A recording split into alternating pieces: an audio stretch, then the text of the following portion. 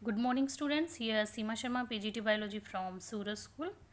Okay, students, as you know, our chapter Natural Resources is going on. In a last lecture, we discussed about different type of pollution like air pollution, water pollution, and soil pollution. In today's lecture, we will discuss about biogeochemical cycles. So, what is biogeochemical cycles?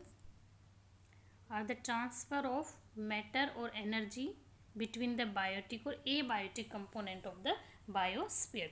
You know, both living means biotic components and non-living means abiotic components of the atmosphere constantly interact with the each other to form a dynamic but a stable system. The interaction include transfer of matter and energy between the two components of the biosphere.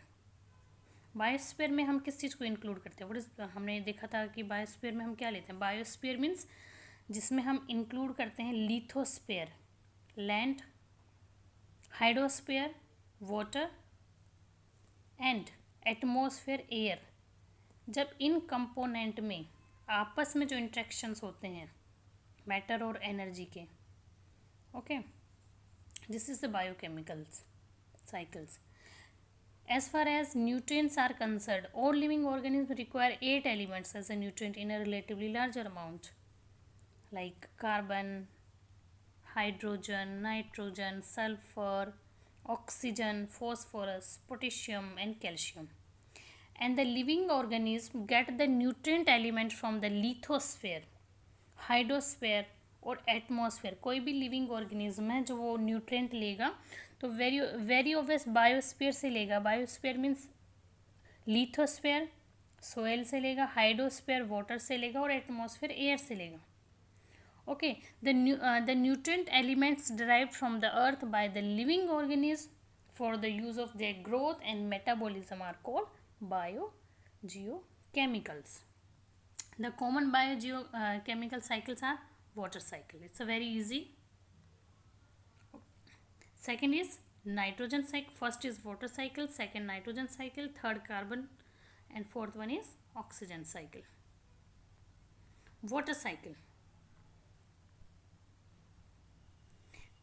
When water bodies are heated during the day, water bodies like sea हो गए, हमारे lake हो गए, तो वो दिन में sunlight के कारण हीट अप होके वेपर बन के क्या होते हैं, राइज अप हो जाते हैं, इवापोरेट होंगे और राइज अप हो जाएंगे, ऊपर की साइड उठ जाते हैं. Some vapours also get into the atmosphere due to biological activities. Biological activities मतलब ट्रांसपीरेशन. आपने देखा होगा कि प्लांट्स हैं वो रूट्स के थ्रू सोयल से वाटर को अब्जॉर्व करते हैं और लीव से क्या करते हैं और स्टेम से क्या करते हैं, मेनली उसको इवापोरेट हो जाते हैं, वहाँ से ट्रांसपीरेशन हो जाता है, पानी वेपर की फॉर्म में प्लांट बॉडी से बाहर रिमूव हो जाता है. Even human being also excrete water like in a sweat form में, इन अ रेस्पिरेशन फॉर्म में भी क्या करते हैं, वाटर वेपर्स को रिमूव करते हैं.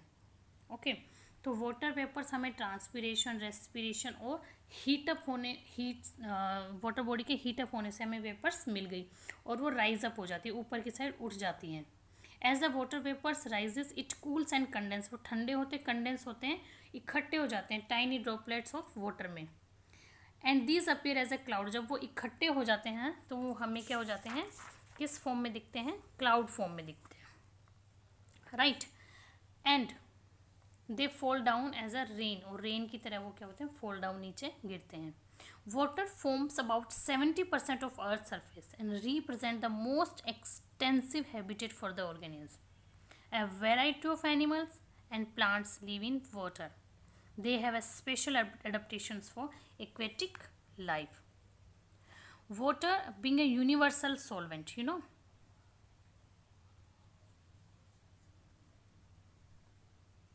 is capable of dissolving large amount of substance. As the water flow through and over a rocks containing soluble minerals, various soluble minerals get dissolved in it and are transported to a distant place. Thus, many nutrients are carried by the water from parent rock to rivers and then into the sea. Here these are used by the marine organisms. ये nutrient marine organism के through use किए जाते हैं। This is biological water cycle. Some of this water enter ground and form ground water. अब ये कुछ rain के through जो ये पानी आया है, कुछ जो सोयल है वो क्या कर लेगी, उसको ऑब्जर्व कर लेगी और ग्राउंड वाटर में चेंज हो जाएंगे। Then water flow from the land sea, it carries many nutrients as we discussed, जो मैराइन ऑर्गेनिज्म के काम आते हैं।